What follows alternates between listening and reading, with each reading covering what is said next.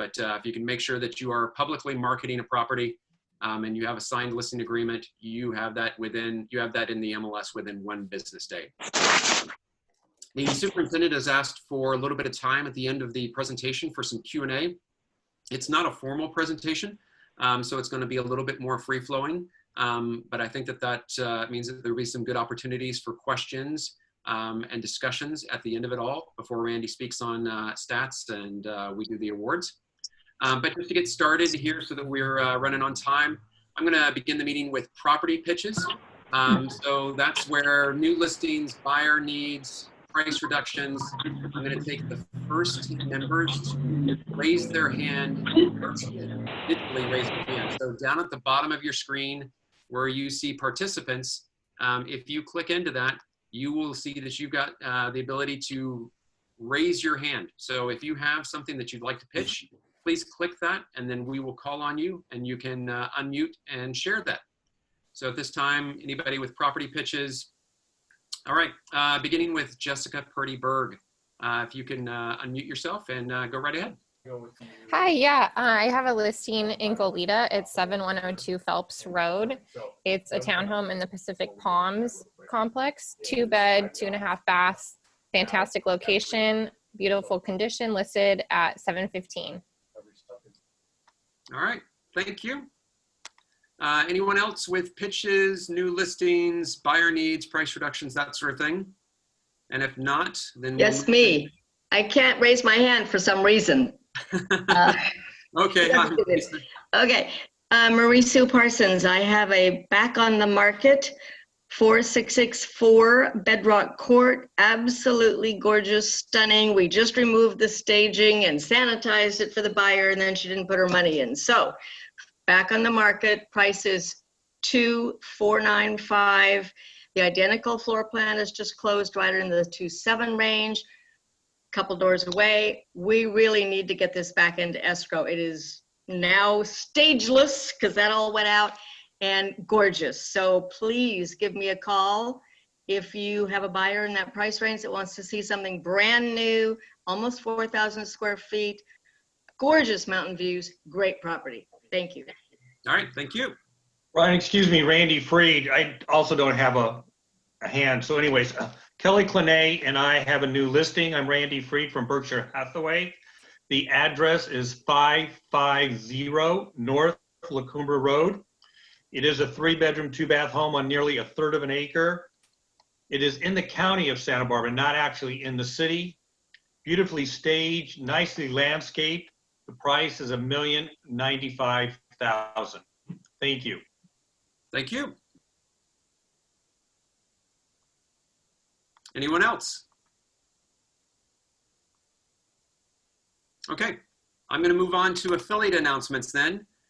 First 10 members to raise their hand for affiliates, new affiliates, or returning affiliates that have something that they want to mention.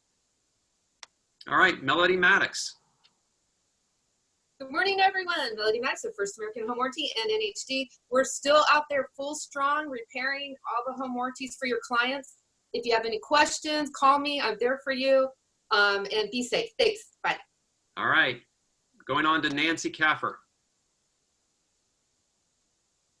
Hi, good morning, everyone. So good to see your faces. Nancy Caffer with Snap NHD. Just wanted to remind you that we're the only NHD disclosure company that is now providing a comprehensive cannabis farm disclosure for Santa Barbara County. So I know that's an important thing for you guys. We also have free rental flood reports, not certificates, flood reports for your rentals. So if you have leases or rentals, we give those out for free. And your first order with me, you get 50% off our listed price. So I just want to thank everybody who's been sending business my way. It really means a lot. I'm working really hard out here. And I know you guys are doing really well too. So good job, everyone. Have a great day. All right, thank you. Next up, we've got Kim Rugg with Fidelity. Good morning, everybody. Kim Rugg, Fidelity National Home Warranty and Disclosure Source. I haven't been to very many of these meetings, but I do want to remind everybody, I've been with Fidelity for 18 years. So if you're looking for great customer service and somebody with longevity that's going to take care of your customers for the long haul, I'm here and have plans to be here for many more years. And I hope you guys have a great week. All right, thank you. Next up is Sarah Sinclair.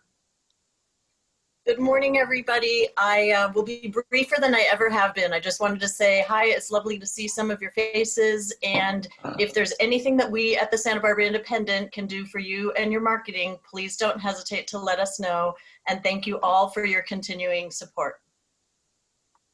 All right, thank you, Sarah. Any other affiliate announcements before we jump right into our presentation? Okay, seeing none. I saw somebody wave there. Did somebody have something to say? Nope, my apologies. Okay. All right, so joining us today, Hilda Maldonado, Santa Barbara Unified School District's newest superintendent. She comes to us from the Los Angeles Unified School District, where she was the Associate Superintendent of Leadership and Partnerships, oversaw the development of system capacity to train and retain high caliber employees, as well as develop partnership and grant efforts across the largest district in the country. Her leadership career in LAUSD includes roles as Senior Executive Director of Diversity, Learning and Instruction, and the Executive Director of the Multilingual and Multicultural Education Department, Director of Schools. She has worked as a bilingual teacher, a bilingual coordinator, an assistant principal, and a principal at 2 schools, both of which experienced growth in academics, safety, and school culture under her leadership. Hilda came to the U.S. from Mexico as an 11-year-old and credits her positive experience as an English teacher as her English learner, as her motivation to become a bilingual teacher. She and her husband, Cameron, have 2 sons in college and have recently relocated to Santa Barbara. And if you're in need of any assistance in finding a home, I think there might be 1 or 2 people here that could help you. Laura Capps, I'm gonna give bios for everybody and then I'll just let everybody jump into it. Laura is a proud graduate of Santa Barbara Public Schools and is the president of the Board of Education for Santa Barbara Unified School District. She holds a Bachelor of Arts from UC Berkeley and a master's from the LSE, the London School of Economics. She was elected in 2016 and has devoted her career to public service, serving as White House speechwriter for President Clinton, communications director for John Kerry's presidential campaign, an advisor in the US Senate to Senator Edward Kennedy. She was part of Al Gore's climate change organization and an ocean conservation advocate. In addition, she manages her own public affairs practice, collaborating with nonprofits on issues of climate, poverty, immigration, and hunger. She's active in the community and has been a past president of the board for the Community Environmental Council and a recent director of the Planned Parenthood Action Fund. She previously served on the Santa Barbara County Commission for Women and the Board of Trustees for University of California, Berkeley. She's taught college courses in Congress and politics at the UC Washington Center. And her son is in 3rd grade at the elementary school where she attended. So thank you, Laura and Hilda, for being available today. And with that, I'll turn it over to both of you. Thanks, Brian. I'm going to jump in. Thanks for that good introduction, and for everybody. I'm so impressed that there's so many people on the Zoom. I'm just going to really tee this up because I wanted to let you all know that this is the first meeting that our grouping that our new wonderful superintendent has been asked to be part of. She literally started 9 days ago, July 1st, and of course has done a lot of internal meetings, but this is really the first community meeting. And I say that because the reason why she was chosen out of 50 candidates for superintendent, we had a really competitive search. It took about 5 months. Great, lots of wonderful candidates, but she rose to the top. I can speak for myself amongst the board because of her sense of community and her connection to the community. That was really literally her job at the 2nd biggest school district in the entire country. That's LAUSD. She was the partnerships director. So she is astute at figuring out, saying yes. I'm a yes person. I look for people who are yes people, saying yes when someone offers to help the schools. And we have so much of that passion and commitment here in this community of ours through nonprofit, through the business sector. So when this invitation came in, I thought maybe it's a little premature because she's 9 days on the job, but I also appreciated the spirit of the invitation and that you were the first, that Krista was the first to reach out from the community to invite Ms. Maldonado to speak. She'll get into it. It's a little premature in terms of a hard and fast plan for reopening, That the board will vote July 21st, but we thought it was a good opportunity to get your questions and really give you the inside track of where the thinking is right at this moment, knowing that with this pandemic, it's really a day-to-day basis on which decisions, and I'm sure you have experienced that in your businesses, of how you're adapting. So I wanted to give that precursor to why, for us, this was a nice opportunity to join you this morning on in July 9th. So with that, I'll turn it over to Ms. Maldonado. I anticipate she'll do most of the talking, which is good for you all to hear her wisdom, but I'm happy to jump in and provide insight where I can on behalf of the board. Hilda. Thank you, Laura. Thank you, Brian and Annie, for inviting me this morning. Good morning, everybody. I am grateful again to your invitation, and more than anything, I'm grateful to the board for selecting me to become part of this community. And if you read a little bit about me in the paper, it was a desire, almost a dream of mine to live in Santa Barbara. I know now where I will go when I'm ready to buy property, because right now I'm in a lease. I really was anxious to get to Santa Barbara and thought it'd be best to first lease for a year and then figure out how to make my way permanent here. And I'm sure that it was so great to hear, I think it was Mary Sue that mentioned that she had a house all set up, ready to sell, and something didn't go well at the end of the deal. So now she has it empty and it's not ready to go. And I want to use that a bit as a metaphor to the way that we are being asked to plan education under this environment, right? We have all these great plans that we can put together as a school district with our teachers and our staff and our students and our families. And just like that, our plans can change. And so we are facing an interesting time in education. And I know the top of mind for everybody is the question of when will children return to school? And the second question that I imagine will come of that is, how do I know my child is safe and learning? And then the third question that I'm grappling with my staff is, what's going to happen to me? And that's more of a staff question, you know, your teachers, your principals, in terms of their safety. So I wanted to have an opportunity to just give you that sense of the enormity of the planning that it will take, but at the same time, that minute changing of conditions that can take whatever planning we had right back to the beginning or somewhere in the middle. And I'm saying all this to just give you a sense of the work I've done for the last 9 days, as Board President Capps has just stated.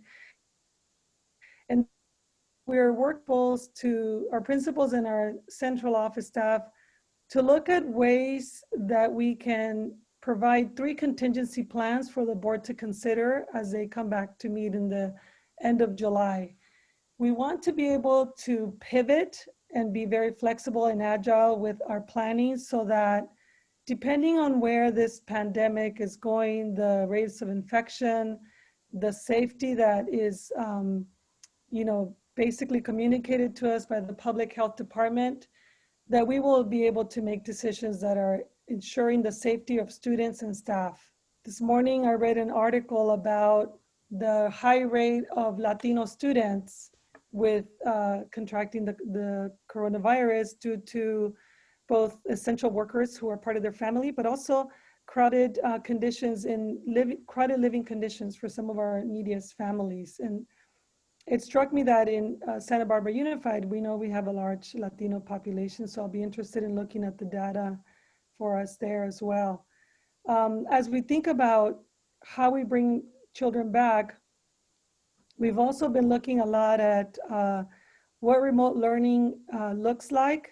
How do we ensure our teachers are prepared to deliver instruction using devices? So it's hard for us to assume that every teacher will know how to conduct a classroom lesson where all children are fully engaged, because it's just so different. And I know that as a former teacher, I don't know that I could go into a classroom tomorrow and start to deliver a lesson without some proper preparation on my end and some proper planning. And so we're looking at plans also to bring back some of our teachers maybe a week earlier, providing them opportunities for online learning, and ensuring that they feel properly prepared. Within that, we're looking at internet access for our families and our students, and even some of our employees when it comes to DSL lines or Wi-Fi lines, that to ensure that the proper communication is happening. And I know for myself, when I'm at home, my Verizon cell phone line doesn't work as well as when I'm outside the building. So we're trying to work with local companies. And as Laura said, I am very interested in partnering with all the different businesses around Santa Barbara, because I know that working together, we can make sure that everybody has access to all the devices and all the internet that we need if we are to be in a remote learning situation. I'm also looking at how we personalize learning for our different levels of teachers. We have some teachers that are amazing, that are just hitting it out of the park. They can teach all day long using devices, and some that are still learning how to do it. So planning to ensure that they feel supported, looking at the health status of some of our high-risk employees is also very important to us and very important to me, because I want to ensure that everybody feels valued and there is a space for everyone to still contribute to the district, even if they physically, because of health reasons, can't be in front of children. So we'll look at ways to support those employees and ensure that they are still contributing to the overall learning for our children. I've had a chance to drive to one school so far in my 9 days to look at the amazing grab and go program that we have going for some of our families who are facing food insecurity, and got a chance to see how much need there really is for our families and our children to be well fed. I'm pleased to hear and learn about all the different nonprofits that are involved in helping us to implement this program. And I'm thinking, you know, as we look at our contingency planning, what will the lunch service look like if we all go back to school full time? So I've got some amazing principals who are already thinking about ways to do that in a creative way and in a way that ensures that children are fed while in school, but get a chance to wash their hands before and after they eat, have meals that are served in a way that, you know, there won't be infection rates or anything like that. Those are some of the things that we're really looking at strongly and talking about across the system. I am very impressed with the commitment by many of our senior leaders. Some of them, you know, took a little time, much needed rest and reflection time, which I think is important for everyone that is doing this kind of work. But are also, some of them are coming back now and saying, okay, I'm ready, let's get back into the work. And so I'm very impressed by them and the support of the board members too, who have been calling for different things. Their availability to me and the senior leaders for things that happen, like this morning's water main break at McKinley Elementary. If you haven't heard the news, I just drove down from there. So those are all things that are important to us in the district as we think about preparing our students who are really going to become all of you in several years. I'm very mindful as a person in the education business that I'm really preparing leaders for the future, and I'm preparing the doctor that's going to take care of me when I get to that age that needs maybe more care, or a lawyer that I may need in the future, or a realtor that's going to help me find the appropriate housing. I don't know who I'm preparing, but I know that I'm preparing those people for the future. So we want to make sure that everybody is feeling supported, everybody has what they need, and that we are prepared with contingency planning all around, whether it's all remote learning, a hybrid form of learning, which is halfway at school and the other a couple of days at home, or if we have the ability to come back full time, given the spacing and the staff available. So with that said, I'm going to pause for any questions you might have for me or Board President Capps around ways that we can partner, ways that you want me to think about, how we bring students back safely, or any other things that might be top of mind for you this morning. Thank you so much. So if folks do have questions, I'd ask that, again, you raise your hand virtually. If you don't see the ability to raise your hand, if you could maybe type something in the chat box. I do have a question from Marie Sue. Marie, you can unmute yourself. Okay, I'm concerned about the teachers who might have children of their own. So if the teachers have to be in class 5 days a week, half the kids are there one day and half the other day, but their own children are only in class 2 days a week, but their own kids are home alone, basically 3 days. Are you considering paying childcare? What are you considering to do for your own teachers? Thank you.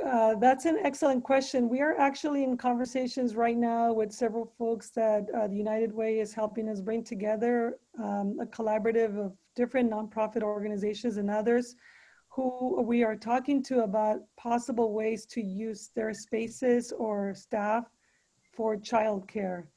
Obviously, we're going to have to drill down a little further to find out if some of those teachers have children in our own school system or in the neighboring school systems to try to figure out what that will look like.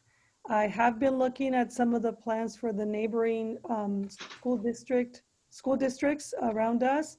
And I'm hoping to have a call with the local superintendents of those school districts to see, what kind of plans we're all going to implement. So those are some of the ways that we are collaborating across the system.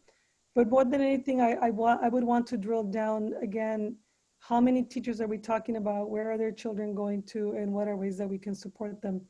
And I would venture to say that childcare is an issue, not just for our teachers, but also for our working parents, whether they're essential workers that are in hospitals or, homes, or if they're working in our restaurants, our maintenance workers, just all across the board, working parents, childcare is a major issue for us. Okay.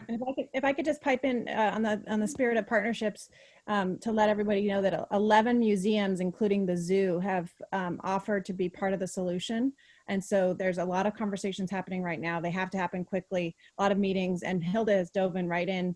But if you think about it, childcare is the right word, but in a way, if we turn these into learning centers where a child has an opportunity, if they're not in school, to be at the zoo or at the Botanic Gardens, it's an aspirational plan, but one that I know Hilda shares the excitement about with me as well. So just again, to speak to our community that 11 of these museums, the Moxie Sea Center, I could name all, let's say Museum of Natural History, they've come together and they've offered to be part of the solution. So it's just a scramble right now to put it in place with all of the 80 health and safety requirements that the Department of Education has put on schools to comply with. That would have to apply to them too. So it's a big challenge, but one that takes everybody chipping in. And so far that's happening. It's just a matter of like a race against time to get ready for August. Okay. So there was a question that came through on chat. One of our guests on NPR, she heard of a school district in another region of a new model where students remaining in one physical space and teachers rotating through that one space for teaching. Is the district considering this? We're looking at two different elementary areas. So the junior high and high schools are looking at a 4x4 schedule. And I'll do my best to explain it here, where children are blocked in cohorts so that they are getting shorter days, but longer time in a subject area to minimize that mixing of children across the schools. And the elementary, they stay with one teacher. But in order for us to bring back everyone, if we were to go with one of the plans, which is for everyone to be back in school physically, we're going to be looking at an all hands on deck approach where even central office teachers that we have on special assignment might be asked to come back, and so that way we can reduce the ratio of teachers.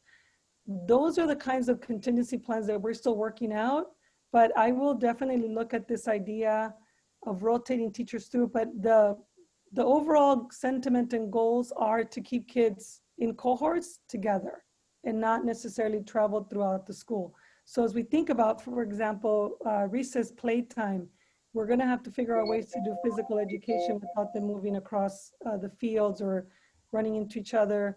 When we think about delivering food to them, instead of them all going to the cafeteria as we all might have done in our traditional schooling. But we are looking all across the country where we can find ideas that will help minimize contact. Excellent. Okay. Another question that came through, how do you envision classrooms in junior high and high schools? You might have started to discuss that with the 4x4. Typically, the kids rotate through the classrooms for each period. And I think this person actually may have just repeated the same question. So having the kids stay in one desk and teachers rotate in and out. So I think you did cover that. So I will ask a question, if I might. This may seem like a minor topic or concern, but I think that there's some physical and mental health issues to do with it. And that's with physical activity and organized sports. Has there been any discussion about whether those things will take place, how they might take place, that sort of thing? Yeah, so we are looking to creative ways to get children moving, but everything goes back to where we are with the public health department and the rate of infection. As many of you may have read, we did have an increase in cases in Santa Barbara County. And so there are videos that we're looking at with physical education so that children can move, but contact sports, we're still looking at that may not look the same. And I was being hopeful with the initial news that children were not likely to get COVID. And as the virus is changing and progressing and we're learning more about the ways that it stays in the environment, I'm less likely to feel that we'll be able to do our traditional physical education. Maybe we can buy a bunch of those like giant bubbles that the kids get into and you just put them all out on a field and let them just bang into each other for an hour. There is this, I agree with you, Brian. I have to say that there is this need, even I need to get out and just walk outside. There's a need to move physically. And I'm very aware that obviously as a 54-year-old, it feels a little different in my body, but I could just imagine there are children, and I have to be very mindful as a superintendent, there are many ways that children learn. And one of the learning modes for some children is physical. It's physically moving, acting out how they're learning. And so that is one of the biggest challenges that we have as educators. Sure. How do we do that? Sure. Another question came in. Will you be doing any testing of the students for COVID-19? At this time, we have not been given any indication that that will be available to not only our students, but our teachers. We would love to be able to control for that. I, more than anybody, would want to guarantee everybody's safety as a superintendent, but I'm also very mindful of the fact that, COVID-19 is one of the things that we are globally dealing with. As a school principal, there's times when children get lice and then the whole class has to be tested, and there's hand, foot, mouth disease that comes, that sometimes travels within a classroom. So I wish we could test everybody and that we could keep everybody safe and that the test could only be done once. And if it was negative, you never test again. But I don't think we're there yet with the science. Sure. Okay, another question that came through. Hi, Hilda. First of all, welcome to the community. We're excited to have you. What a tremendous challenge we're all facing. Can you please touch upon the time frame for deciding which of the proposed teaching plans will be implemented? Thank you for that question. So we are having a board study session on the 14th of July where we're going to have an opportunity for the board members to hear from the public health department, from a pediatrician and other experts in this subject.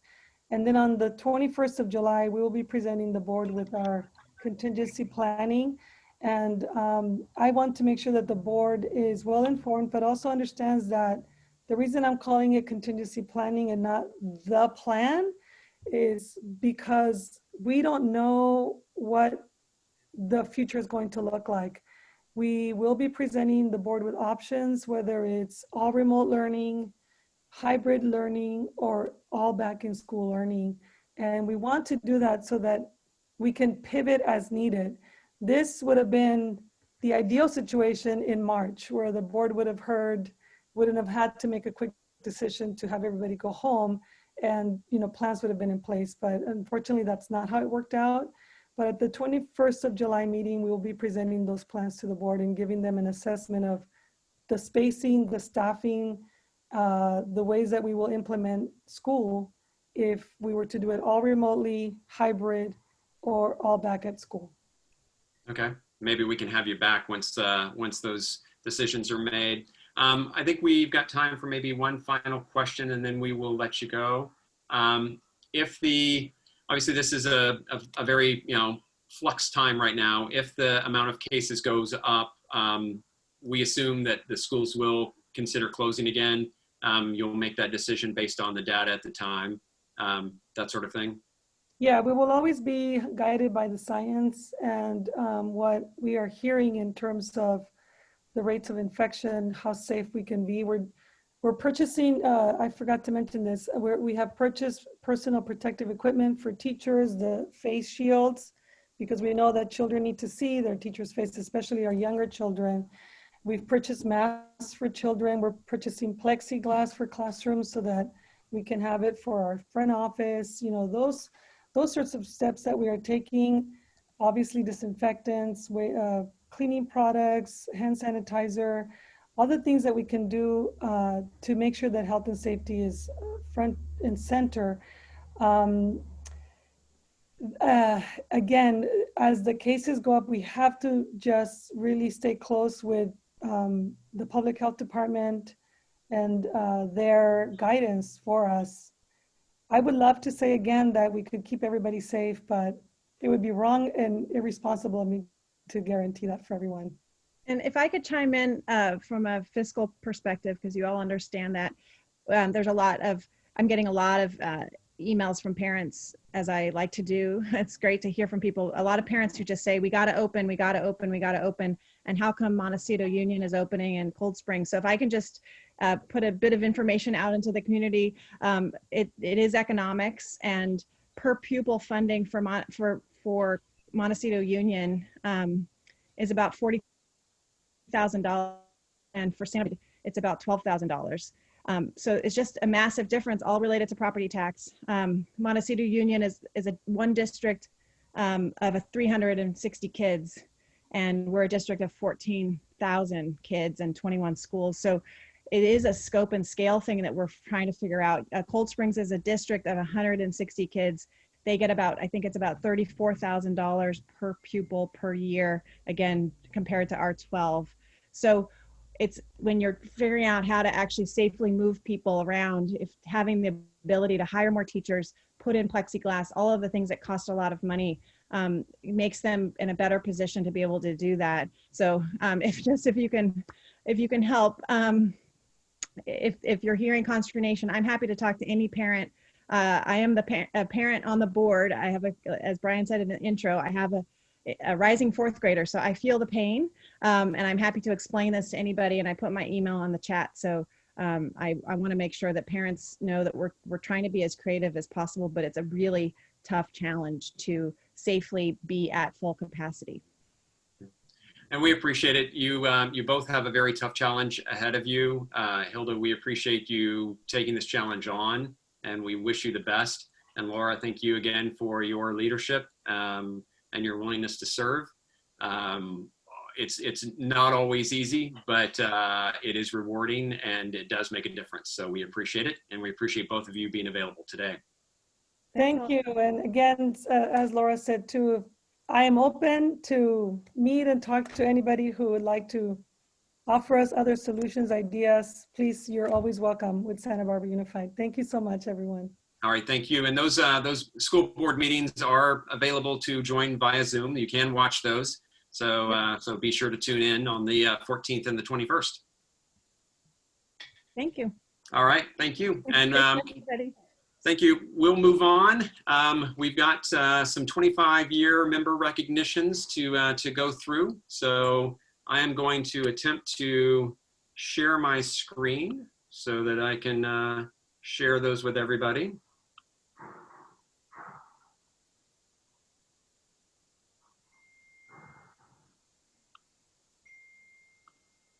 All right, hopefully everybody can see this. Somebody will say they can't if they can't.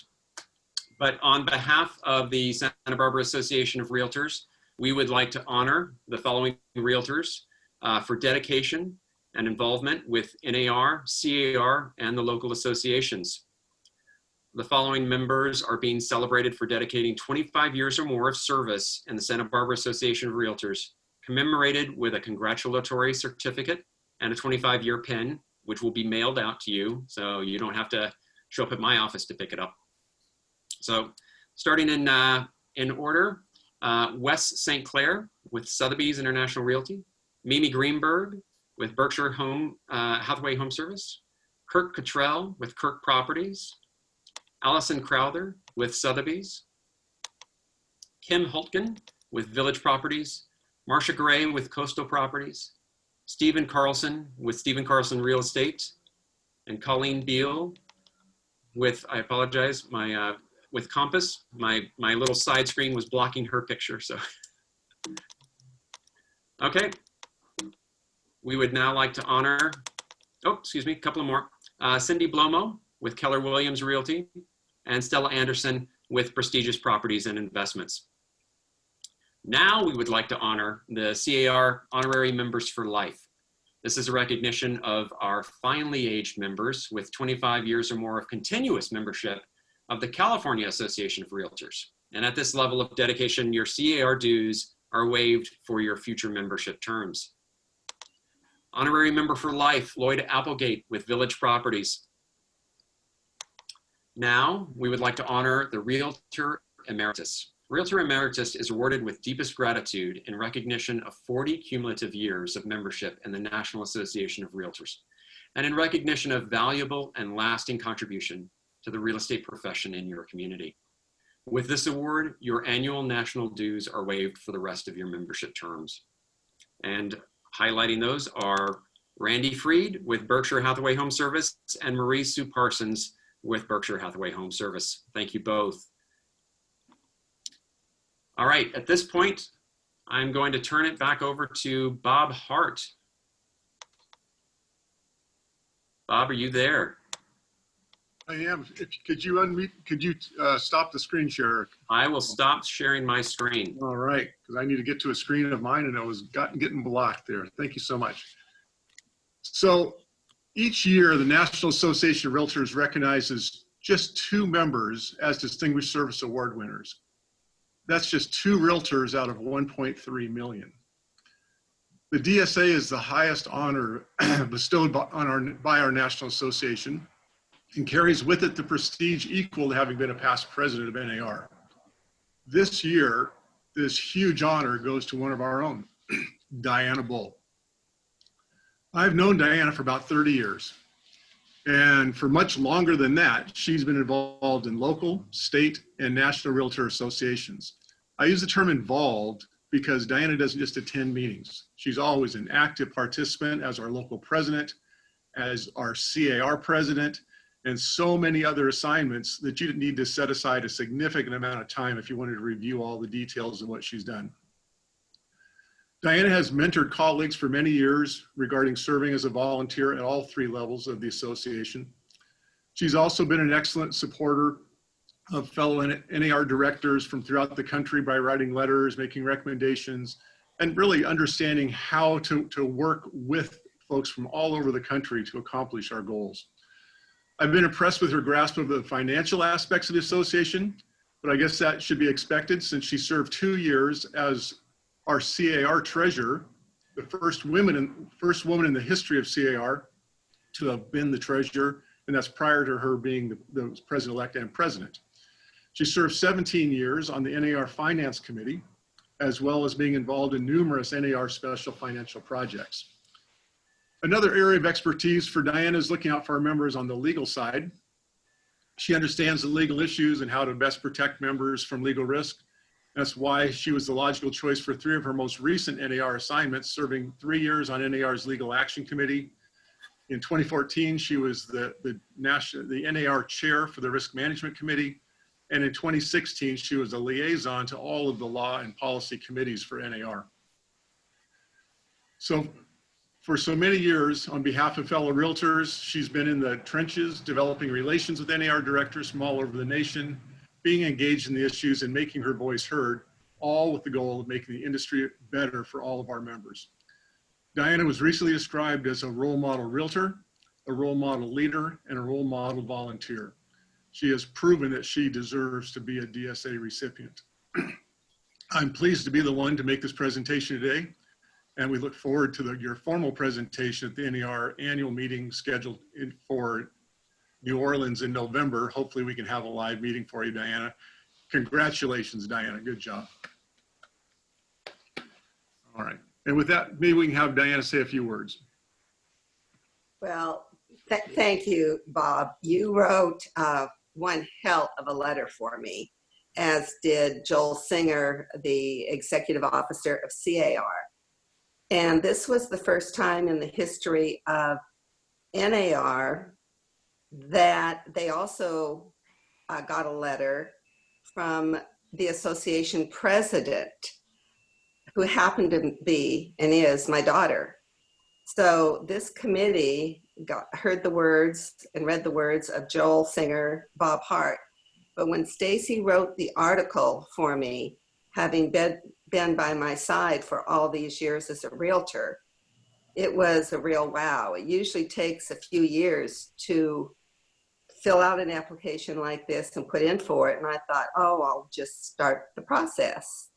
So when they called me, I was so surprised, not only humbled, but to be the first lady to receive this for California is absolutely huge. It's like being the first treasurer of CAR. So finally, the ladies are going to have an opportunity, because I've outreached already to 2 ladies and said, let me help you fill out this application and let me help you take the step up. I'm so pleased to see our 25-year members. Randy Freed, congratulations to you. 40 years, you've been there every step of the way. But being involved at the local level, like so many of you, look at all the friendships we've made. And then when you get involved at the state level, it's another door. And at the national level, I just decided I'm not just going to sit behind a desk and read about regulations that are promulgated upon us. Why not help be the architect of our future? So next year, I'm going to turn the page, 50 years, and I just say, where have the years gone? So Randy and all the rest of you, just keep what you're doing, keep making our profession better. And I'm so honored to have this award. Thank you. Thank you, Diana. Back to you, Brian. Thank you, Bob. Thank you, Diana. It was very much well-deserved. All right, we're going to move on to Randy Freed with quarterly statistics. So Randy, you ready? Working on it now. Thank you.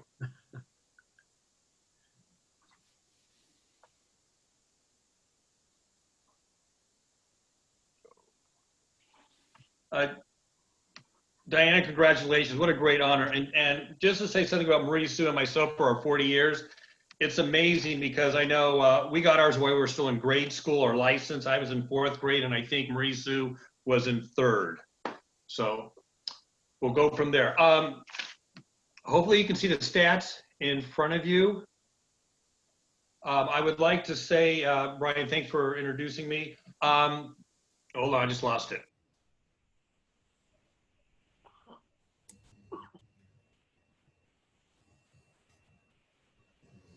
Okay. First of all, our stats were originally started years ago for one of our members who passed away, which is Gary Woods. And I think we should always acknowledge what Gary has done for our board in creating the stats for us. Now the stats are done by Ani. I really appreciate what you do in getting these ready for me to present. I seem to get all the credit, but you're the one who does all the work. You are getting these on a monthly with our newsletter. These do come out. What I'm doing is just a quarterly, and I'm just kind of giving you the highlights of what we see in our market. This is also based upon our MLS, I do not look at court. Just to give you a recap, we did our last quarterly actually in May. And I want you to know that at that time, this is not in our presentation, but at that time in May, actively, when we look at single family homes and planned unit developments, we had 338 properties on the market. Of those properties, 338, 40 were priced under $1 million, which is about 11.83% of our market.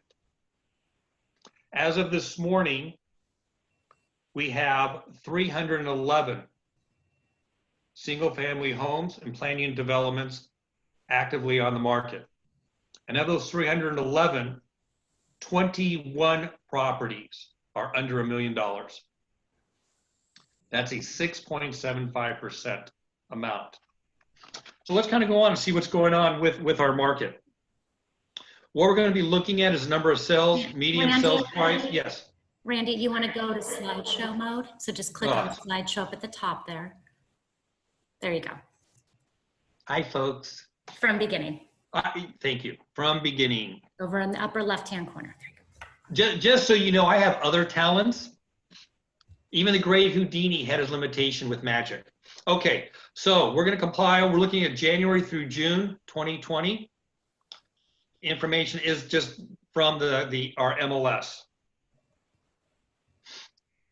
We'll look at number of sales, median sales price.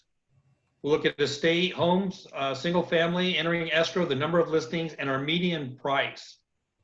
We're going to look at charts and we'll look at percentages. So look at sales. As you can see, we're down basically 100 sales, and we're comparing the first 6 months of 2020 to 2019. Our sales are down around 100 properties. If you look at 2018, that was, just so you know, for the first 6 months, we were also dealing with a Montecito mud flow. So this is what we're going through now has really affected our market in a sense with the number of properties that have sold. But it's also interesting to look at our median sales price. It really hasn't changed that much. I mean, if you go from 2017 at $1,250,000 to where we are today at $1,288,500, that's just about a 3% change in our appreciation. So still, we've been pretty stable with, and again, the median half above, half below. So you can see that the market itself, with the median price has been pretty stable. Where we do see the difference, obviously, is now, again, for the first 6 months, our pending sales. We're basically down about just over 80 properties that are pending.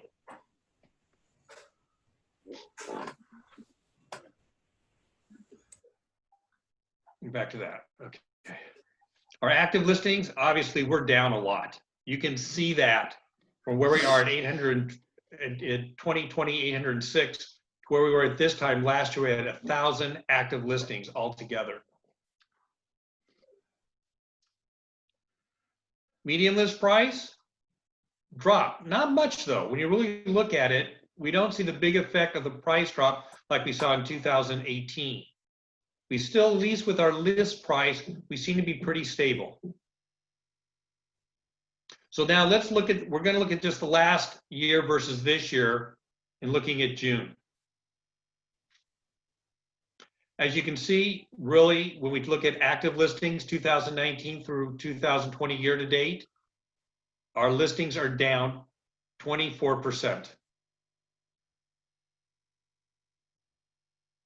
Our new listings are also down 15%.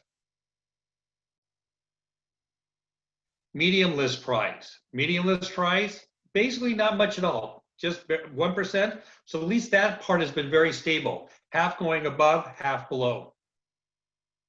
And properties that went into escrow, again, down 14%. Obviously, we're seeing this is affecting all of us in the market.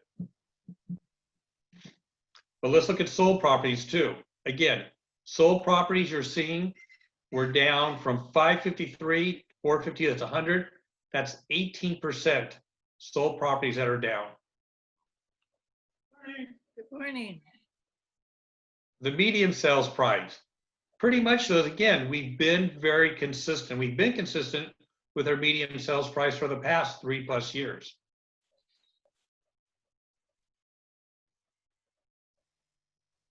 Our medium sales price, though, if you take out Hope Ranch and Montecito, then we got a big drop. Almost 12% is our medium sales price without Montecito and Hope Ranch.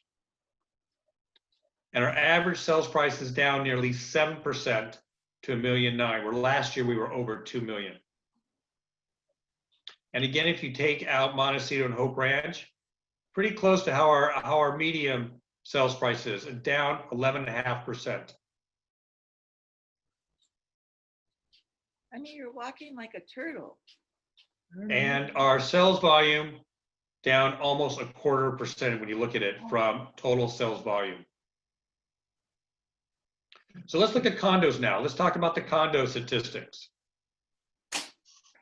Condo sales, just like single family homes and planned unit developments, are down to 145 from 212 of last year. But our medium sales price is up. Now we pretty much saw with ours, with homes, everything was down. Here we have a little bit of an upswing with our medium sales price. And then you can also see our pending is down nearly 50 properties. Actually, it is 50 properties, less sales right now than compared to the same time last year. Active listings, again, down nearly 50 properties compared to last year at the same time. If you look at 2018, you can see we had a big jump at that point. But our medium list price, again, has gone up. Just like our medium sales price went up, the medium list price has gone up. Not a lot, but if you look over the past 5 years, we're higher now than where we've been in the past 5 years. And again, we're just looking for the first 6 months, year to date. So let's now compare last year to this year on a whole. Active pendings. Active pendings, we see we're down 14%. New listings, down 4%. But again, the medium list price has gone up almost 5%. And properties that went into escrow, though, went down. Big amount, 21% to 181 compared to last year at this time, 231. Sold properties. Again, if you look at sold properties are down 31%, but the medium sold price is up. Without Montecito, they're up just almost 2%, so still around the 680 mark overall. So we're seeing our medium sold price is still up just a little bit, even with taking out Montecito. Average sold price, look at that, up 21%. So we have 3 statistics that are showing prices going up, and 4 with Montecito, without Montecito. But on a whole, our sales volume is down 17%. The one thing I'll say is, and I'm sure most of you are seeing this in the market right now, though, we seem to be coming out of it. All of a sudden, over the past probably 30 days, we're starting to see a lot of multiple offers. While we're seeing a lot of the properties, especially single families, coming down, it'll be really interesting to see where we are third quarter, how much we're able, if we can, to catch up. I do want to show you, though, what's happening in Montecito. These slides are not, Ani sends out a full set every month. The Montecito and the Hope Ranch I'm going to show you are my section here. If you're interested, email me and I can send you this shorter version. But in Montecito, what are we looking comparing 2019, 2020? Sold properties are up 10%. More properties are sold in Montecito for the first 6 months of 2020 than last year. Our median sales price, look at that, up 20%. Half the properties selling in Montecito are over $3,350,000 and half are below. Our average sales price is down just 5%.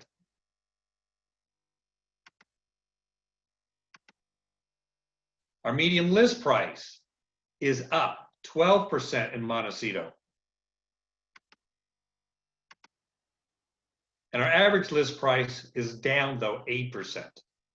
But on a whole, the Montecito office, Montecito community has really done quite well. They're the only place where we've seen more sales really taking place. Hope Ranch. Hope Ranch, when you compare Hope Ranch and Montecito, you have to also understand there's a lot less homes in Hope Ranch.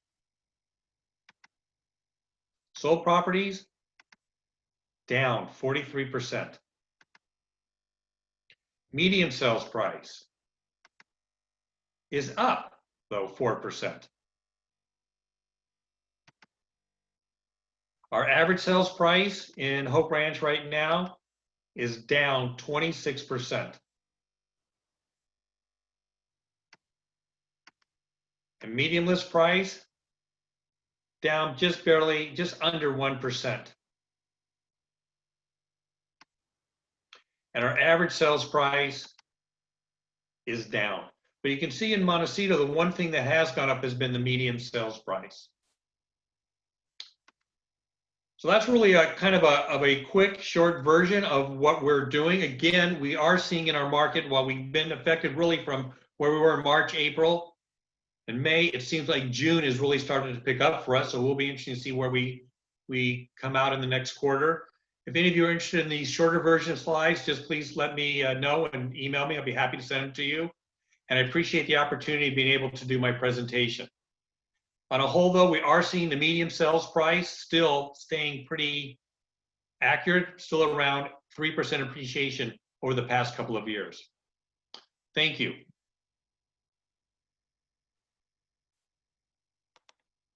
Okay, thank you, Randy, for that. Appreciate it very much.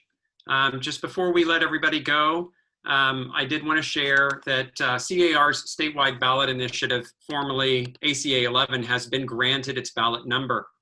Prop 19, CAR is in the midst of launching their campaign, so be on the lookout for more information about that. The CAR is looking for Californians who have benefited from tax portability, Prop 60 or Prop 90, or would benefit from Prop 19, who would be willing to share their stories for the campaign.